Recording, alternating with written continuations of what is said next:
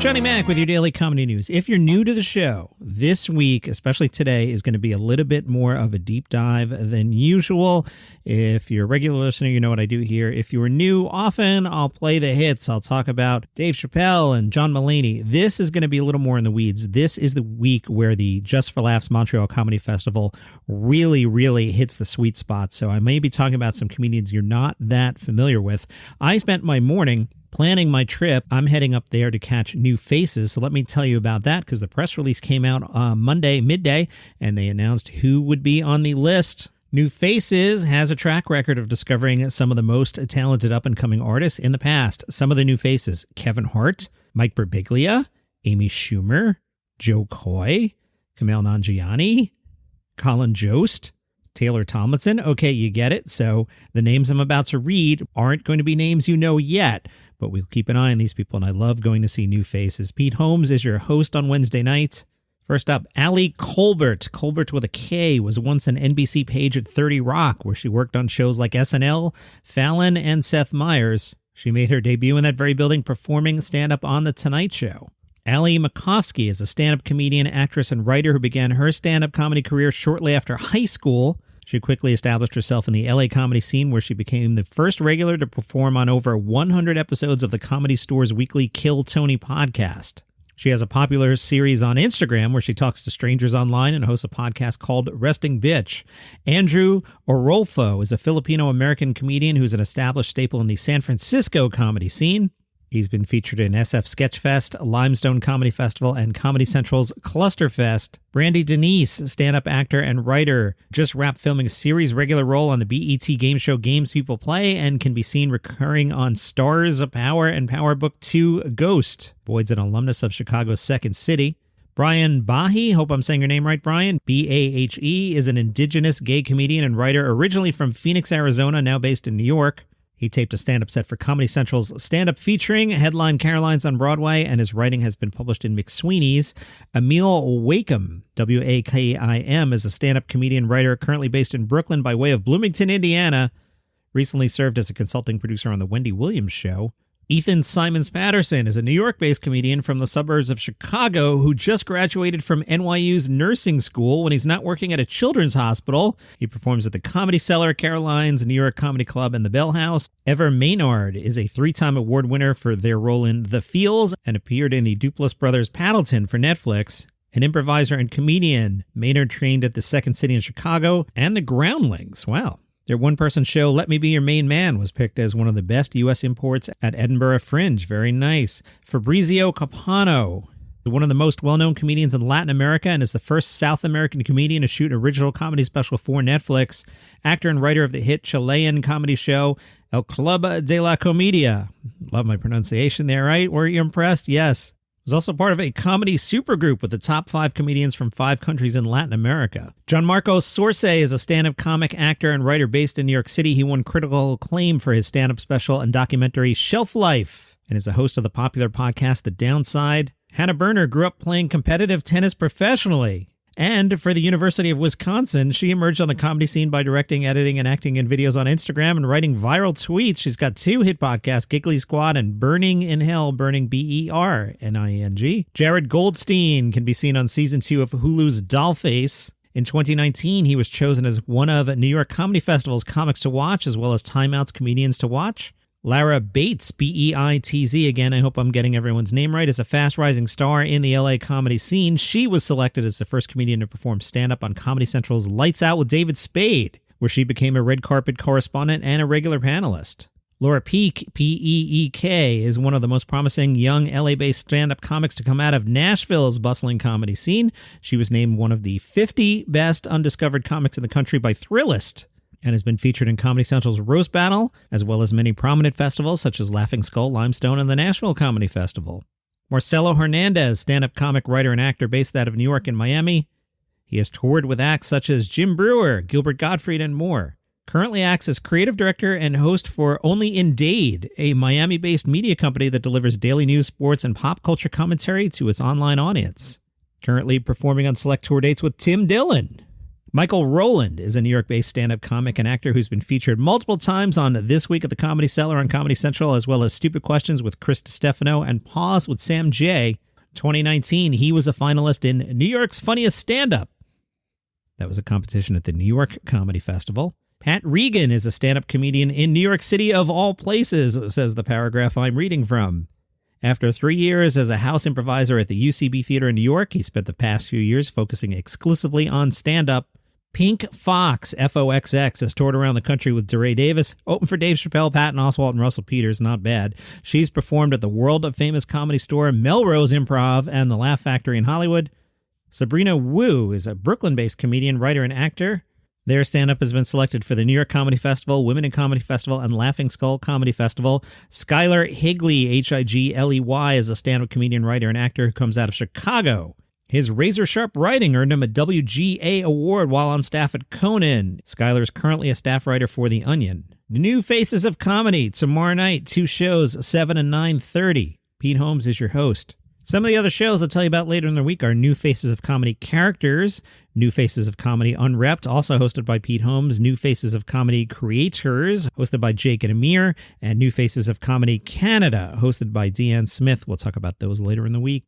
All right, I've got one of those social media participation events for you. Go to Instagram at Daily Comedy News or the Facebook group Daily Comedy News Podcast Group. Tell me, who would you rather have cook for you? Your choices are Sebastian Maniscalco or Jim Gaffigan. I explained why on Monday's podcast. Let's continue with Just For Laughs Montreal. Cult MTL with this review. Just for the Culture, formerly The Ethnic Show, is absolutely phenomenal. An hour and a half of wide-ranging, often rapid-fire humor that had me doubled over in laughter, nearly without pause. Do whatever you can to get tickets and thank me later. Wow. Alonzo Bowden is your host. Alonzo had a unique take on the festival's prohibition on recording devices that took aim at our societal ADD, saying, "We've been living on screens for 2 effing years, put it away." Shang Wang was first up and seemed to be channeling Mitch Hedberg with a slow-paced and often deadpan delivery focused on his refreshingly unique and atypical worldview. His bit about signing up for a rectal exam to make sure he got his annual health insurance deductibles worth was priceless.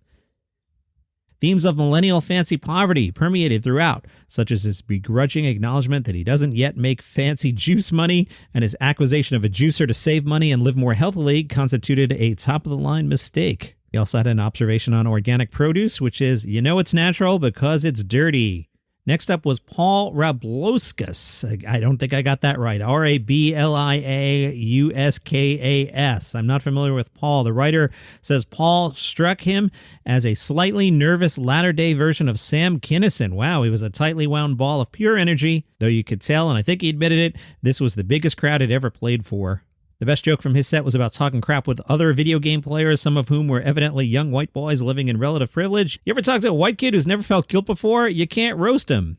Dave Murhedge, you know him from Rami and a couple other shows. His material focused on growing up with Lebanese parents and their incredulity with the amount of time North Americans spend thinking about their feelings.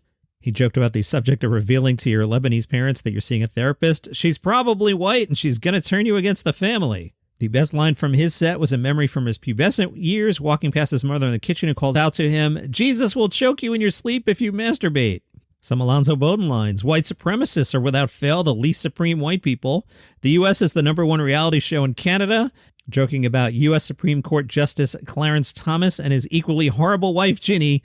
If you're a black man married to a white woman who says black lives don't matter, you lack supreme judgment. Zanab Johnson joked that children should be given a lot of candy because no one's kidnapping an obese child. Less successful, apparently, was Giannis Pappas' jokes about bilingual language laws. The observation that Quebec isn't like real France, but more like Vegas was pretty good. The jokes about French people being lazy and maybe it's time we all got back to work and finished our city because it's all under construction could have been made 40 years ago and been just as relevant. Closing out the show was Jessica Kirsten.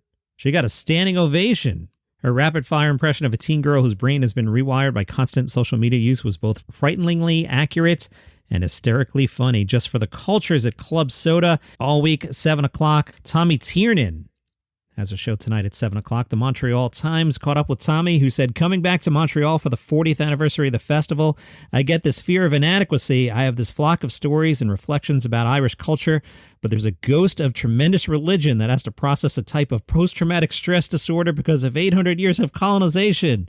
And Ireland is a country where it rains a lot. I have stories about another country for a Canadian audience, which is like a collision of cultures, and by telling them, I hope to find some way of a connection between the Irish and the Canadians. I look forward to the challenge and thrill of performing here. It'll give me some hope of achieving world domination.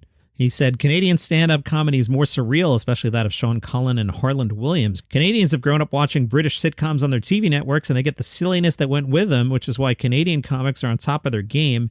Tommy has his own talk show in Ireland, and he's a big fan of Letterman. Said Letterman didn't have to refer to the same jokes for a year and a half, and his talk show always had the element of invention, which is why he always had room for new and unusual routines, and the show remained lively. Tommy came up with the idea for his talk show. I was drunk in a hotel room in northern England. I was lying on a terrible hotel bed in a terrible town, and all of a sudden I began laughing. That's when I started to realize about the potential and challenges of being funny in the moment. So I proposed my talk show idea to Ireland's national broadcaster, and things happened quickly. Right now, it's the Prime Chat Show every Saturday night on Irish TV. Here's the premise. Each week, we have 3 guests who are either famous or unknown. And because of the sense of the unknown, an off-the-cuff conversation happens that can last between 20 and 30 minutes. As a result, there's a bonding that happens between the guests, myself, and the audience, who just love what took place in front of them. All right, let's take a look at today's schedule. Now, the last couple, it's been the same names over and over, but there are a ton today. 7 o'clock, Tommy Tiernan and Just for the Culture. 7:30, Rachel Feinstein, Solomon Giorgio, Deanne Smith, Best of the Fest. 8 o'clock, Fest at the Nest. That's a mix and match show, so that's one of those you just go and see what happens. 9 o'clock, a Very Mark Forward. A Very Mark Forward show is just silly and stupid fun. Each one is different, and each one uses a theme barely. You could see everyone and not see the same show twice. Rosebud Baker at 9, Randy Feldface at 9, Preacher Lawson at 9, 9:30 is The Nasty Show with Neil Brennan, 9:45 Best of the Fest, 10:30 Fest at the Nest, 10:30 Shang Wang, at 10:30 Reese Nicholson, 10:30 Dave Murhedge, 11:59 Midnight Surprise, 11:59 The Alternative Show. That is a packed night of comedy. By the way, I don't know what I'm doing for the late show on Wednesday. I had requested James Acaster, and they told me, like, there's none left. I can't get you into that one. So I asked if I could get into Randy Feldface. I haven't heard back yet, but I'll figure it out. I'm definitely doing New Faces at 7 o'clock, although I kind of want to flip New Faces and go to the 9 o'clock New Faces show so I could go see Jimmy Carr, but Jimmy Carr's at 8, so it's not going to work. I usually go see Jimmy Carr, and I'm sad about that. All right, let's stop off at Gossip Corner real quick. From the Daily Mail, Chris Rock opens the door for girlfriend Lake Bell in New York City. The 57-year-old comedian was spotted with his 43-year-old girlfriend in New York as they prepare to go to Rock's comedy show in New Jersey on Sunday. They were also spotted in Soho on Sunday, rocking different outfits while taking a stroll. Rock stepped out wearing a white baseball cap with a red brim and dark sunglasses. Bell with dark sunglasses and a white tank top with a black bra underneath. The couple were first spotted together in June at a St. Louis Cardinals baseball game, with a source from People confirming they were dating earlier this month. The source says they've been seeing each other for a few weeks. They're getting to know each other, and they seem to have fun.